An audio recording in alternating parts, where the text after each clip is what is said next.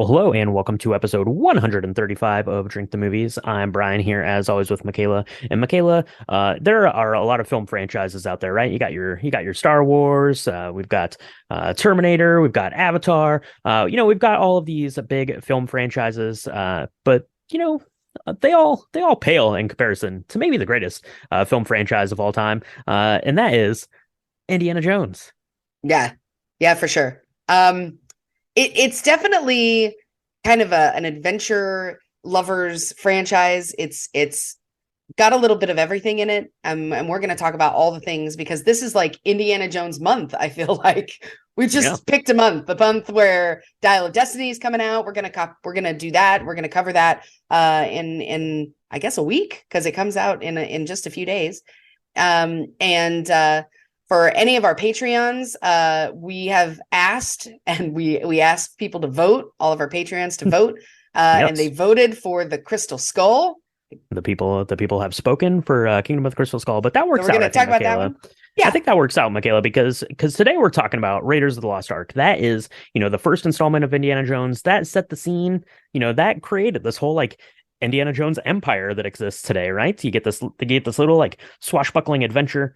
Comes out, does gangbusters, and it spawns, all the sequels. Even, to this day, 40 years later, we're going to be covering Dial of Destiny. So what better place to start than at the beginning, Raiders of the Lost Ark. So let's do this. We're gonna need a good cocktail, and there's a couple of drinking bits in Raiders of the Lost Ark. We're gonna talk about those too, but before we do that, we need to get the staff of raw. We need to find out where our cocktail is, and get that put together. So let's take a quick break, and we'll be right back to whip up this week's drink.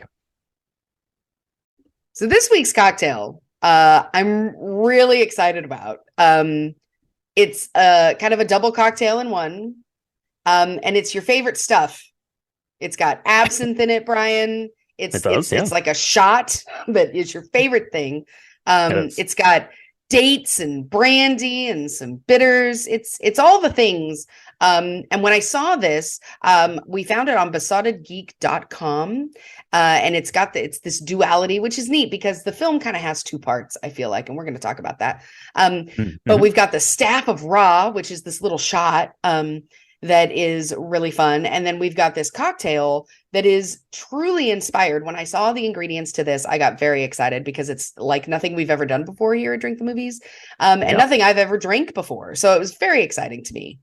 Yeah, it was a really interesting kind of cocktail amalgamation that Besotted Geek put together, and I think that Besotted Geek is actually a podcast. So make sure go check them out, like and subscribe, do all that stuff for them too. So yeah, this one came in two parts, and I was a little, when we find these things, a lot of times I look at it and I said, I don't know about that for sure. It's got this little shot, it's got this kind of martini looking drink next to it, and how are those going to go together? As you mentioned, Michaela, I don't really jive with shots too much. And this I think is less of a shot than it is kind of like this little like sidecar, like kind of like little like appetizer for the bad dates cocktail that we got going on. So let's start there. Let's start off with the Staff of Raw. You're going to take just a little shot glass sized container.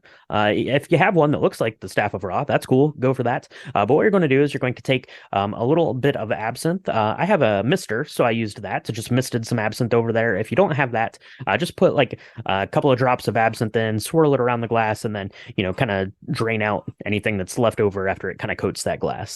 Add to that 1 ounce of rye whiskey and a couple of dashes of Peychaud's bitters. And you've made your Staff of Ra shot, which is also the way you make the Sazerac cocktail. So you basically made just a little shot version of a Sazerac. So congratulations. It's delicious.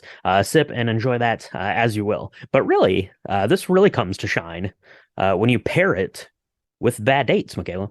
That's right. And we don't mean any bad dates. We They're mean the dates. You cocktail eat them. that, yeah, this is a really cool cocktail. Like I said, I saw the recipe and I thought this is either going to be amazing or it's going to be awful.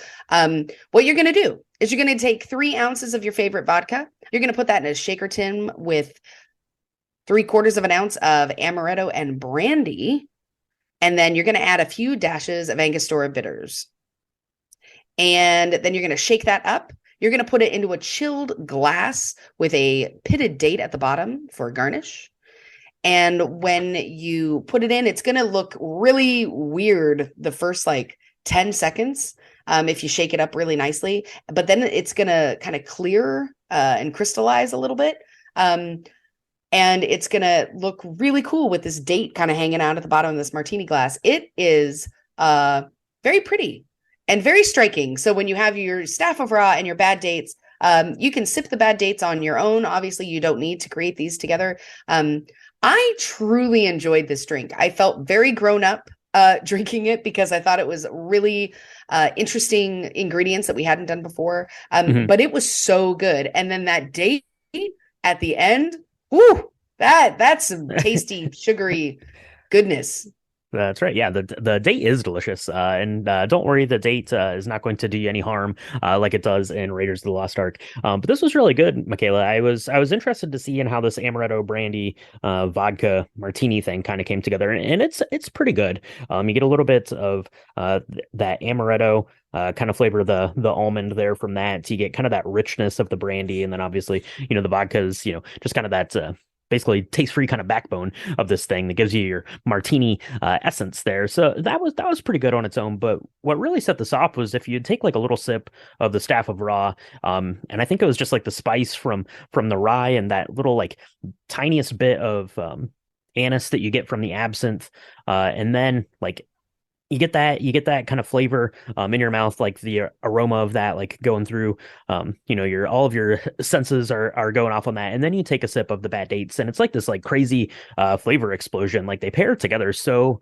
well, and that's why I think I wouldn't do the staff of raw as a shot. I would kind of just go back and forth, like taking a sip of one and then the other, because they really do complement each other so well. It's like a very fancy like fine dining experience, right, where everything plays off of each other and puts that together. That's what we got going on in this cocktail. So great job, BesottedGeek. I like this one a lot. Yeah, no, this is really good. Both are fun. I hadn't had a Sazerac in a really long time, so I had no idea that this was kind of a Sazerac in disguise. But when you pair them together, it really just sets that whole taste profile into a different direction, and it's really umptious. Again, I would totally pick this up if I wanted to have kind of just a cocktail on my own. I really enjoyed this bad dates martini. Yeah, it was a really good one. So give this a try. Let us know what you think about it. And you're definitely going to need a couple of drinks here, just like Indiana Jones and Marion is getting up to in our film this week, Raiders of the Lost Ark. So let's do this, Michaela. Let's grab the staff of raw, get some dates. Hopefully we'll get some good dates, but maybe we'll get some bad dates. Hard to say. We'll just roll the dice there on that one. And let's take a quick break. We'll mix one of those up and we'll be right back to chat about this week's film, Raiders of the Lost Ark. Spoiler warning. For Raiders of the Lost Ark. If you've not yet seen this film, you've had 40 years to do it, so there is no excuse. But if you have not seen it and you don't want to know what happens in the end, you should press pause now, go make yourself up a staff of raw and a bad dates martini. You should drink those because they're delicious. Then you should go watch the movie, and then you can come back and you can hear us chat about it. That's right. That's right. Yeah, go get your cocktail made up. That's what we're having some people make up our cocktail. Top men are working on that right now. So what do we got about this, Michaela? This came out in 1981. It was directed by Steven Spielberg. Of course, Indiana Jones has created this brainchild of George Lucas, and George Lucas and Lawrence Kasdan were the ones here doing the writing for this. And this stars, of course, as everyone knows in the whole world, Harrison Ford as Indiana Jones, our professor slash archaeologist slash whip-wielding adventurer.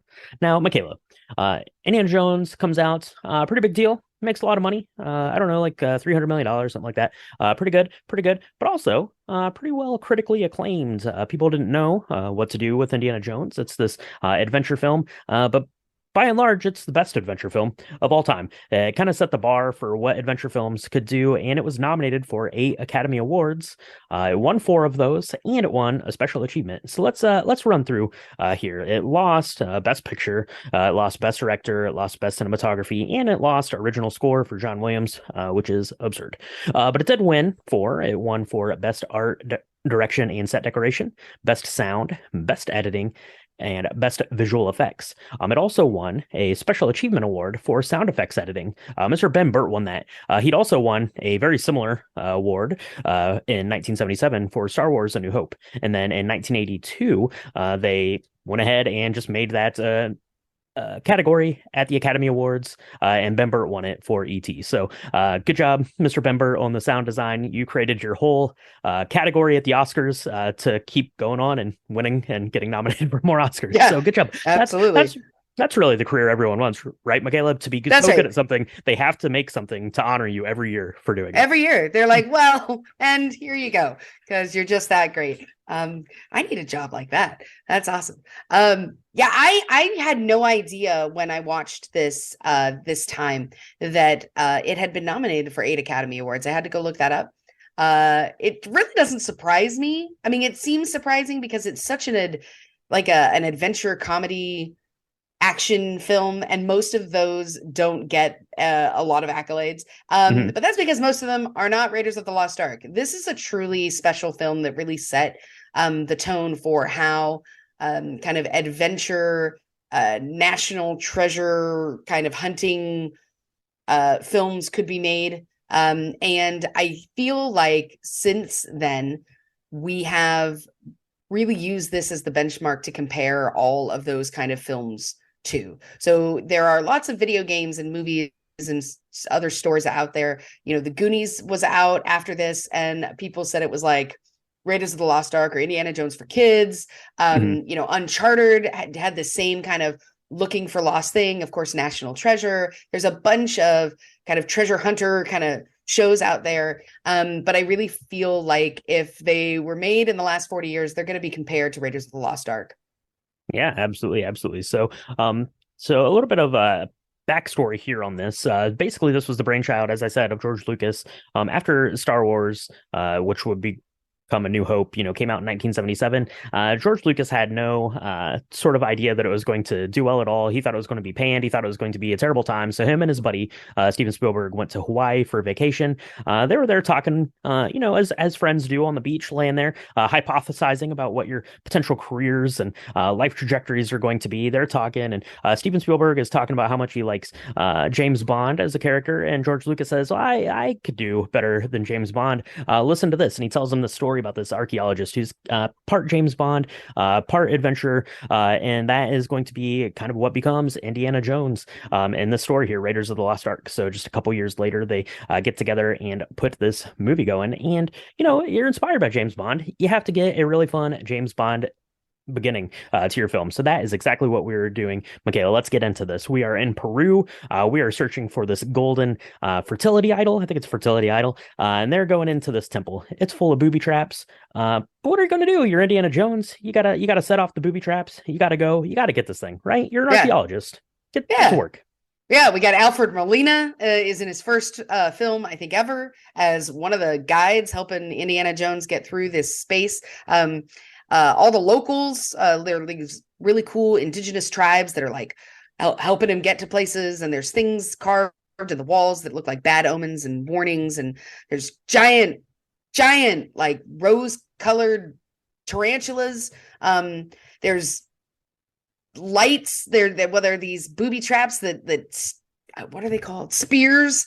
If you walk in the light too long or something like that, it's very wrought with danger and thrills. And then we end up in this kind of open cavern area where there's this big gold bust of a demigod. I don't really know what it looked kind of like a lion. I'm not real sure. And I will always love this part because, you know, Indiana Jones has got this bag of sand and he's trying to like weigh the sand to this thing of gold. And I got to tell you, there's not enough sand. There's never going to be enough sand. If that's real gold, that thing's like 87 pounds. And unless you basically stand on the idle, like weight station, you're not going to win. And so of course, it's got an old ancient booby trap attached to that, and he ends up running for his life with this idol thing in his hand, and he's like running all over the place. There's a giant boulder chasing him. It's great. Best opening ever. It is great. That's right. Yeah, it is the best opening ever. Yeah, yeah. Yeah, he even pours sand out. He doesn't know that this idol is going to be heavy as all get out, right? He pours some out, and it sets off this trap. The ball comes, and it's very kind of iconic there as he's making his way out. He uses his whip to kind of swing across this chasm and get stuck there. But unfortunately, for Indiana Jones, even though you got this idol out of this temple, you survived. Unfortunately, you're going to run into your rival Belloc outside, who's there with some of the native tribes from the area. They say that idol belongs to me now, so go ahead and get out of here. And that's what Indiana Jones does. He is headed back to his day job, I guess, as it were, at the college there, Marshall College. He's going. He is teaching some class. I really like. There's a girl there that says like has like I love you or something like written on her eyelids, which seems like a weird thing to do. I don't know. She's trying to get some attention from Indiana Jones, but to no avail, right? Indiana Jones is doesn't have time for that. No time for love, Dr. Jones. But there is time to meet with your friend Brody and some people from the army who say, "Go get this thing because Nazis are coming, and we don't want that." Right. Yeah, I really love how they set this up, and it makes it feel very comic book-esque, right? Mm-hmm. So I'm going to show my ignorance here. I honestly thought growing up that this was an old comic book that was set in kind of like Captain America times, where we were using it as American propaganda against the Nazis because I feel like in this time period, Nazis are bad. In all time periods, Nazis are bad. But anything we're doing to help fight the Nazis is a good cause, right? So it was much more than just hey, I'm Indiana Jones and I'm gonna go and look for this thing. It's like I'm gonna help save the world from the psychopath who is Adolf Hitler and his army. So they are talking to him. They're like, hey, there was this archaeologist that you were friends with. He had this obsession with the Ark of the Covenant. And then I love how they talk about what that actually is for us non-religious folk who have no idea why this is a big deal. Mm-hmm. So they explain that really well. And again, it just goes to show how amazing the script worked and how they edited this out to make it a really concise story that had a lot in it in a very short amount of time. This was only an hour and 40 minutes. And I feel like there's a lot that we could talk about in each and every one of these scenes that, that would turn this into an 18-hour kind of discussion about a movie. So the storytelling and the way in which they kind of unfold this beginning piece is really special. Yeah, absolutely. They do a good job there. They show you like a picture of what the Ark of the Covenant is supposed to look like. Indiana Jones is basically talking about what it is and what kind of powers it's supposed to have. And they're talking about the Nazis are trying to get it. So go see if you can help. Abner Ravenwood, he was the one that was looking for this. We think he's probably our best shot to get it. Indiana Jones says, "I know Abner Ravenwood. He was my mentor. I'm going to go check in and see if I can find out where kind of this missing piece is. See if I can pick up on his trail, so to speak." Luckily, for us, our flight paths have improved a little bit. You see Indiana Jones get onto an airplane and he is flying across the world in this zigzag pattern, making his way to Nepal, seeing if he can check in with the Ravenwoods and find this little bronze medallion. He knows that he's going to need that to figure out where the Ark of the Covenant is. He knows that that's what Abner was working on, but Abner is not long for the world. Abner has already passed away, but his daughter, Marion Ravenwood, is there. She is running a bar. She is having a contest with some locals, this drinking contest, winning some big bucks there. I don't know if it's tequila. I don't know if it's some crazy liquor from Nepal. If you do know, let us know because I would love to know that. But she drinks this guy under the table. She sends everyone packing and in walks an old lover, Indiana Jones. Oh, yeah. And it's really great because he mentions earlier that he and Abner Ravenwood had this falling out. You don't know that it's about her. But apparently he's a little bit older. I mean, he doesn't seem that much older. I don't think we're perverted. Like, I don't think it's gross, but he was older. She was younger. And they fell in love, but it wasn't meant to be. And poor Indiana Jones. Well, Indiana Jones broke poor Marion Ravenwood's heart, and she's still not quite over it because she sees him. She seems really excited to see him, and then she like punches him in the face. I love that. Yeah. And she's like, look, you ruined my life. Like you've done this, like you've had such an effect on me. And it's not, I'm not okay with this. I'm not okay with seeing you. I was in love. And you leaving me was wrong. And he's like, yeah, I really just need your help finding this thing called the Staff of Ra. He describes it. And at first she's like, no, I have no idea what you're talking about. Maybe come back tomorrow. And he offers her a lot of money, and she's in this really kind of awful looking place. Like the bar, it looks like it's made out of sand and mud, and there's a ton of shot glasses, but there's not a whole lot else in this bar. There's some wooden tables and There a may or may lot not of be a dishwasher at this right. place. I don't know for sure. Yeah. I don't know. She seems to like just be washing everything out with the alcohol that she was pouring everything on. That's never Yeah, a good sign. yeah, But that's fair. That's fair. uh, so he says, okay, I'll come back tomorrow. In the meantime, here's like $3,000, and I'll come back and we can talk more about the Staff of Ra. But as soon as he leaves, these really gross looking Nazis and this dude in a black trench coat who looks like baby Huey come in, and he is though, he's got this like, hello Fräulein, and it's like this kind of infantile voice. He's perfect for this role, by the way. It's one of the last things he ever did, but he's amazing. Yeah, that's right. That's Ronald Lacey is playing the character of Tote, who is kind of this Nazi interrogator, kind of I don't know, like Nazi private eye or something he is. But yeah, Indiana Jones leaves. Then these guys come in because they know also that they need to get this little medallion that's going to go on the top of the Staff of Ra. And Marion is the one who likely has it. Now we actually see her. She pulls it out and hangs it on this thing. And basically, Raiders of the Lost Ark is like an incredible little action set piece with some really great character building, and then another action set piece, some more character building. And that's kind of how the movie goes. It's edited seamlessly. It is incredible. They go in and then they have this big bar fight, right? As Indiana Jones comes back, he uses his whip to get like this hot like poker from the fire, sets the place ablaze, gets the one up on the Nazis. Now, kind of good news, I think, at least Toad thinks anyway, because he picks up this medallion and it like sears the words into his hand. So maybe he thinks that he's got the one up there, but Marion and Indy have the actual medallion, and they're on their way, right? Everyone's next stop is going to be to Cairo, and that's where we're headed. Marion is now a partner of Indiana Jones, she says. So good job, Indiana Jones. You picked up your old flame. You got the medallion here for the Staff of Ra, and you're on your way to Cairo to meet up with another friend, Sala. Sala, who is amazing, played by John Rhys Davies.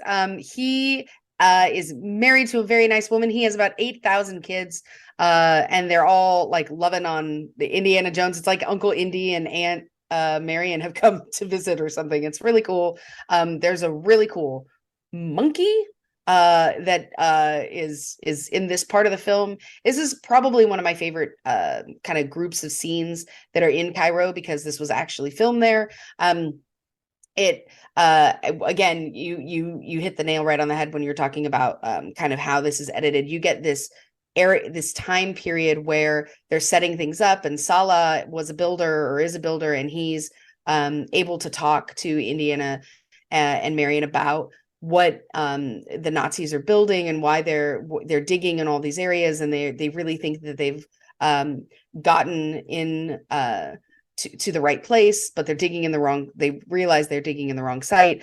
But Sala is going to really help Indiana kind of get in incognito into this area and go and actually use a staff and use that kind of the Staff of Ra to create this really beautiful visual effect. So the way it works, and he explains this so much better than I'm about to, so watch the movie. But there's a staff, that medallion piece, it's got a jewel in it. If it's stood up in a certain place at a certain time, the light is going to shine through the jewel, and it's going to show like a searing vision on this map.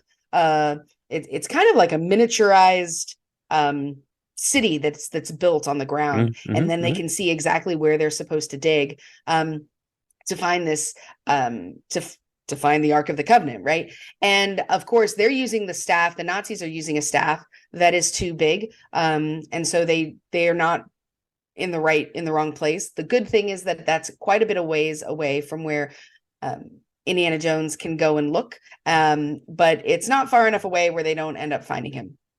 Yeah, that's right. I really like kind of these sections here, especially with Harrison Ford does a really awesome job because he's very kind of flippant through a lot of this, right? And dealing with his adversaries, and dealing with Marion, and kind of when he gets himself into these pickles, right? He's very kind of flippant and almost like quippy in a sense to those. But then when it comes down to actually doing like the archaeology, he goes down into like this place where he's going to be using the staff of Ra. Like he just gets like this like air of like dead seriousness about him, and Harrison Ford does it really, really well, and I like that a lot. And the scene is very iconic as the sun comes in and catches that little jewel and shows the place on the ground there. Luckily, Sala, as you mentioned, Michaela, he's in with the locals, so he kind of knows where everyone's digging. He knows how to get a group of guys because now Indiana Jones has the correct place to be digging. They go up, they dig, they open up this giant tomb kind of thing. Bad news, filled with snakes. That's never a good time, but that is where the Ark of the Covenant lies. So Indiana Jones goes down,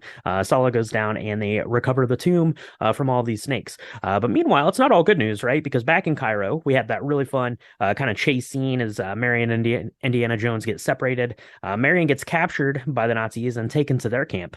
So she is having to deal with that, right? She's having to deal with Belloc, who is there, who's kind of taking her in as prisoner. She's dealing with Tote, who is there, who's trying to maybe get some information out of her. I really love that scene. He comes in and he pulls out like this black stick thing, and you're like, what is that? That's going to be something really, really deadly and dangerous. And he kind of folds it up, and it's just a hanger for his jacket. That's so great. That's so great. But Marion, we saw her earlier drinking that guy under the table. She thinks she can do the same to Belloc, and maybe get the upper hand on him. But unfortunately, it doesn't work out that way. And when Indiana Jones comes back to rescue her, he says, I'm gonna need some time apart. We're just gonna have to agree that you're gonna stay here, Marion, and I'm gonna go get the Ark of the Covenant.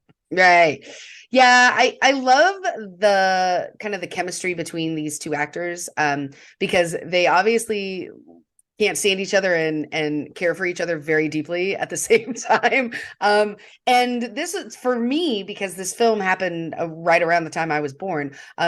This was the kind of the first depiction of that kind of dynamic that I saw in cinema. And I think nobody does it better than these two because there is a point at which it looks like Marion has been put into a basket, and the basket is in this truck. The truck is, being chased after by Indiana. The truck kind of gets into an accident, and then there's this giant explosion afterward, and the truck goes completely in flames. And you see how upset Indiana Jones is. And he was just telling her how much of a pain she was and how annoying she was. And the very next scene, he is completely despondent.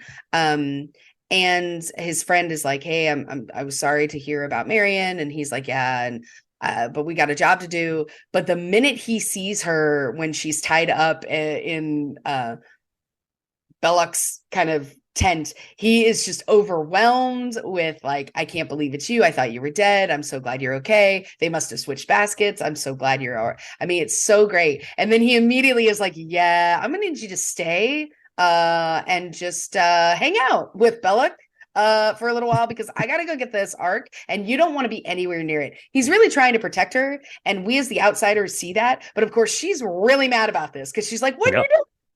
You're supposed to be saving me. What this is ridiculous." And then of course Belloc is like almost trying to seduce her a little bit. He like gives her a really dress because of course we need her to look better than she looks. She already looks amazing. I don't know what the deal is, but they give her this like long white dress, like they're going to marry her off.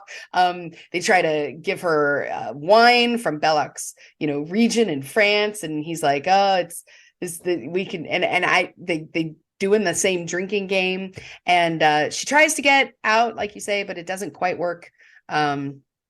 Yeah, but I really love the interaction between the two main characters during this period of time because it really helps you understand what their initial attraction was to each other when they were younger and how things like that don't go away just over time. And spoiler warning, we're gonna talk about the last kind of episode of this story between them. So it's nice to see that they gave this such a great beginning with a lot of connection to it in this film.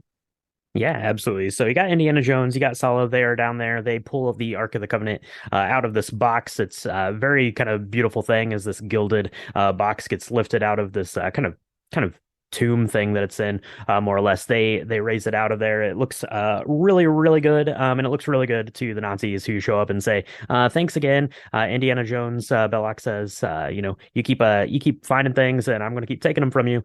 So the Nazis take the Ark of the Covenant, and they get Saul out of there, but they leave Indiana Jones down in this pit, and now they're going to throw Marion down there too. So it's really kind of fun reunion of these two characters, right? Because she totally thinks that he just abandoned her in this tent, but no time for squabbles because this place is full of deadly poisonous snakes. You get a really funny scene where she takes the torch to Indiana Jones's whip, which is pretty good. But Indiana Jones is a man with a plan, knocks a statue over, they get out of there, and they make their way to the landing strip where they think that the Ark of the Covenant is going. They think it's going in this plane, but there's a very large man standing in the way of Indiana Jones. Yeah. I mean, he is like 18 feet tall. It was before Andre the Giant became super famous in Princess Bride, but I feel like this is his long lost brother somewhere in Egypt, right? Because he's really big.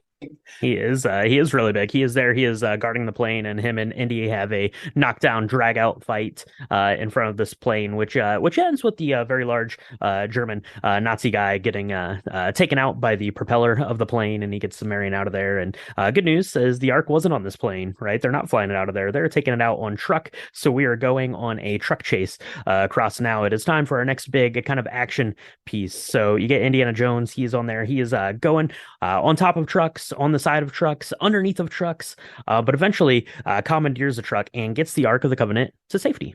Yeah, and I like this piece because we find out that again, Indiana Jones has a lot of friends in the business, and so because he trusts Sala knows this guy who's got this giant boat, and he's like, "Look, I've arranged everything. Marion's okay. We're all going to get on to this transport. We're going to go, I guess it's called a tramp steamer is what the name of this boat is. We're going to hide you. It's going to be fine."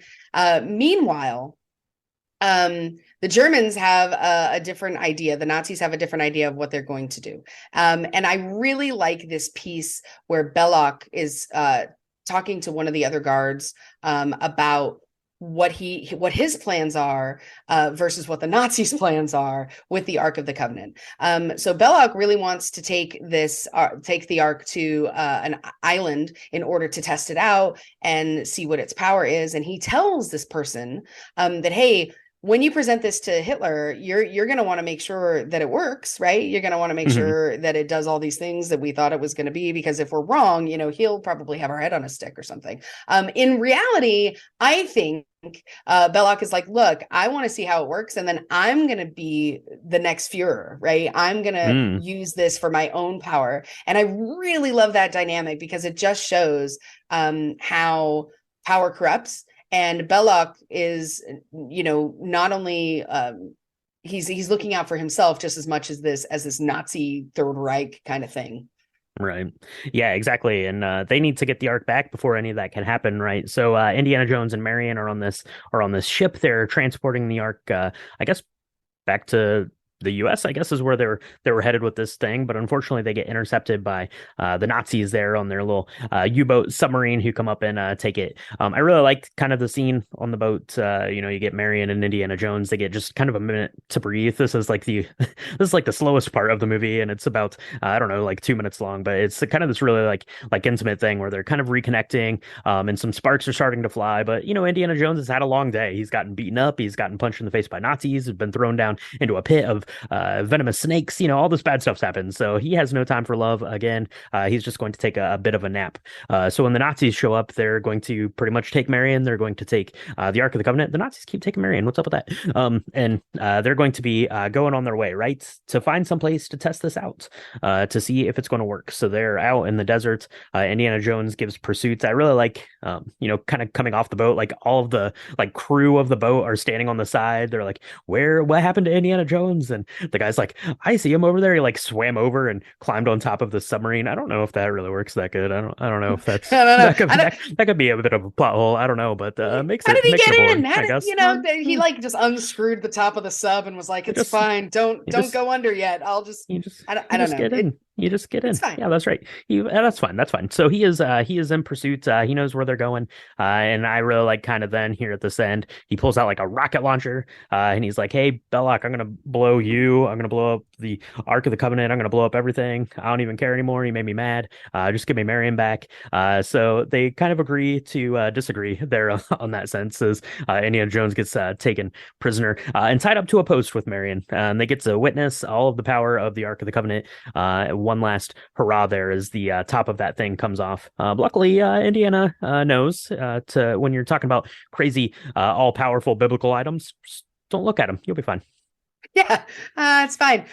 Showing reverence to these things and hopefully, the Ark, if it's a thing that understands things, it's going to know that they were innocent in this whole thing and they've been trying to keep it safe instead of give it to the Nazis.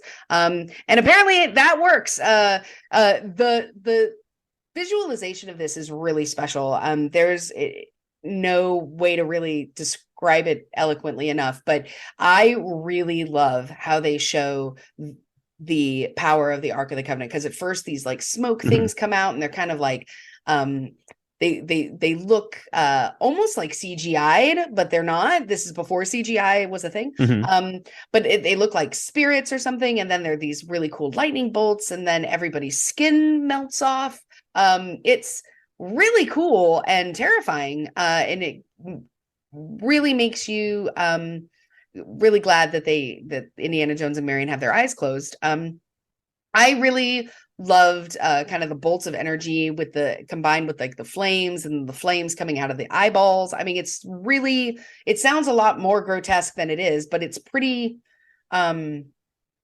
it's really well done, which is why they had the special effects award. That special effects award, I'm guessing, because this scene is really, really cool. My son watched this with me, and he had no idea that this film was older than I am. Yeah, that's right. Absolutely. Yeah, it is really neat there. Anytime you get Nazi faces to melt off, that's always a pretty good time. I think they made like the molds of the heads out of like crayons or something, and then when they melted them, that's how that looked. You can watch the Industrial Light and Magic documentary on Disney Plus. I think they talk a little bit more about kind of how they put together some of the stuff in Raiders of the Lost Ark. So yeah, so the Ark of the Covenant is there. All these spirits kind of go back down into it, and Lid lands on it. The lid like flies up like into outer space. Like it goes like 10,000 miles into the air. It's pretty great. And Indiana Jones and Marion are left. The Ark not only kills Nazis, but it also unties you and cleans up its mess. So the Ark of the Covenant is pretty great. It's pretty great stuff. Indy and Marion are there. They get to unite in happiness that they survived this crazy adventure, and we're back to the States where the U.S. government says, okay, thanks for getting the Ark of the Covenant. We're going to put it in a box and we're going to put it into this very large warehouse. Indiana Jones says we should be studying it. And they say, don't worry about it. We've got top men on this. Top men. So there you go. That is Raiders of the Lost Ark. And it's, I don't know. It's really good. If you look on any list, it's always on like these top like 100 films lists. It's always on the top of like these like action adventure lists for sure, and rightfully so. This movie is great. The editing, the pacing of it is great. It's so fun. The dialogue really hits. This is awesome. So, Michaela, this movie came out, in our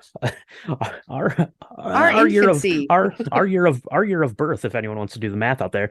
So obviously we didn't see this at the movie theater, but do you have like a kind of like a memory of like seeing like not even necessarily Raiders of the Lost Ark, but just Indiana Jones in general, because we had Temple of Doom came out in 1984, I believe, and then Last Crusade came out in 1989, which would have been closer to the time that you and I would have been probably taken in these movies. But do you have a memory of seeing these, or what you were doing, or what you're up to checking out Raiders of the Lost Ark?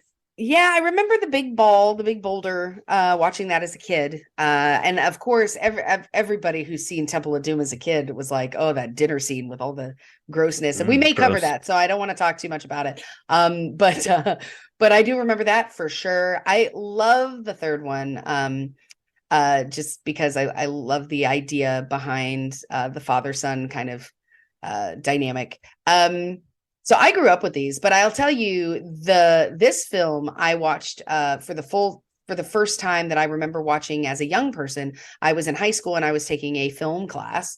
And Miss Whitus, thank you very much for showing me this movie, because there were so many things that I hadn't even thought of when I was watching this, that she helped explain and kind of show to us students who were like, oh, we want to be filmmakers. We had no idea what we're talking about when we're 15, but Mhm. just some of the decisions that they made for shots and around the decisions around art direction and how they edited this, especially the very famous scene of the snakes, right? Where he's looking down and he's like, Indy, why is the floor moving? And he's like, why do they have to be snakes? And the way in which they did that, because nothing like that had ever really been shot before. And using not being able to use CGI in the way we know it, where if something's inconvenient to shoot, they just figure out a way to make it out of thin air using now apparently AI. We can do that. Don't know if that's a good decision or not, but this film really brings together so many components that were used and that we continue to use today as kind of benchmarks of how to make an adventure film and how to make any film really. So I do remember it. It's I mean, Harrison Ford as Indiana Jones, he's just so iconic. And when you pair Mhm. that with all of the music and all of the themes of friendship that all of these films have, it's really just something that's super special, which is why I think it stood the test of time and really considered one of the greatest kind of movie series of all time. Yeah, absolutely. It definitely was a benchmark kind of film in this genre for sure, and went on to basically solidify the career of Harrison Ford, who obviously had been Han Solo twice at this point, but it really kind of gave him his own character and his own franchise, and then would go on to do all of those other things, and even into further Indiana Jones, 40 years on, which is pretty incredible to think about from this little kind of swashbuckling movie that's kind of based on these kind of serials. You mentioned it, Michaela. This feels very much like it could have been like some sort of like comic book, right? Like from some early age of comic books, and that's exactly what it feels like. And it's just so much fun, and it has like the exact correct amounts of like campiness to seriousness to like stuff that's like unbelievable and supernatural, but also very realistic in a way. And it's kind of just like this perfect storm of all of these things. Similar to you, Last Crusade, growing up was kind of always my favorite of the three, but I think that's probably because that was the newest one that came out when we were roughly like 8 years old, so kind of latch onto it. And I probably would have seen all of these, kind of about then. I might have seen this a little bit earlier. Same for Temple of Doom, but would have seen this on like some sort of VHS rental, and I feel like these were on TV periodically as well, so we'd check those out on like a Sunday matinee or something like this. But Indiana Jones has always been kind of a big part of my movie watching experience, and yeah, Raiders of the Lost Ark is pretty much perfect. I don't know if we did it any justice or not, but that's okay because everyone out there has seen this movie and they know exactly what we're talking about when we kind of are gushing over these things, and that's really fun. Also, what is really fun is doing that fun cocktail, the Staff of Ra and Bad Dates. Mm. That was an excellent time. That was an excellent time. So if you're going to be watching Raiders of the Lost Ark, if you're going to be doing any sort of like viewing parties or going out and seeing Dial of Destiny and then hanging out, maybe try your hand at one of these cocktails, or if you have another fun Raiders of the Lost Ark cocktail, send that our way. Send us pictures. Send us pictures of you going to see Dial of Destiny. That'll be fun, right? If you're going out to check out the new installment, do all that stuff. You can send it in to our social media. It's on Instagram and Twitter. It's at Drink the Movies, and on Facebook.com/Drink the Movies. If you want to see recipes of ours, pictures, episode recaps, all that stuff, you can do that on our website, which is www.drinkthemovies.com. Now, I mentioned at the top of this, Raiders of the Lost Ark started it all. Kingdom of the Crystal Skull. We thought maybe ended it all. As it turns out, it did not. So we're getting another installment, but we're going to be talking about the bookends, right? We just did Raiders. We're talking about Kingdom of the Crystal Skull over on our Patreon. It's patreon.com/drinkthemovies. Head over there. We've got a really fun, really delicious cocktail. And I think we're going to have a lot of fun talking about that movie over there. So check that out if you want to. It's a really great way to support the podcast. And, the easiest way to support the podcast is making sure that you're subscribed and you're leaving us comments and reviews. Michaela, where can they do that? You can find us on Apple Podcasts, Spotify, Stitcher, Good Pods, anywhere where Spotify podcasts are distributed and supported. Whatever you're listening to right now, there is a subscribe button. I'm sure of it. If you're liking what you're hearing, we do about 2 drops a week. We have our lobby bar and then these deep dive episodes. We really are so excited that we're able to talk to more and more people every week about movies they love and cocktails they love to drink, and mocktails as well. So get in on all this wholesome goodness. Link, subscribe, tell your friends. It really helps us get all the Drink the Movies love out there.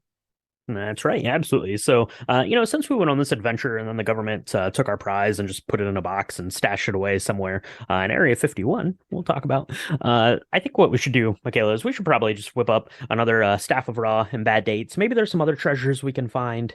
Maybe it's a crystal skull. I don't know. We'll have to go do that. So, why don't we do that? We'll mix up another one and we'll talk to everyone next time on Drink the the Movies. movies.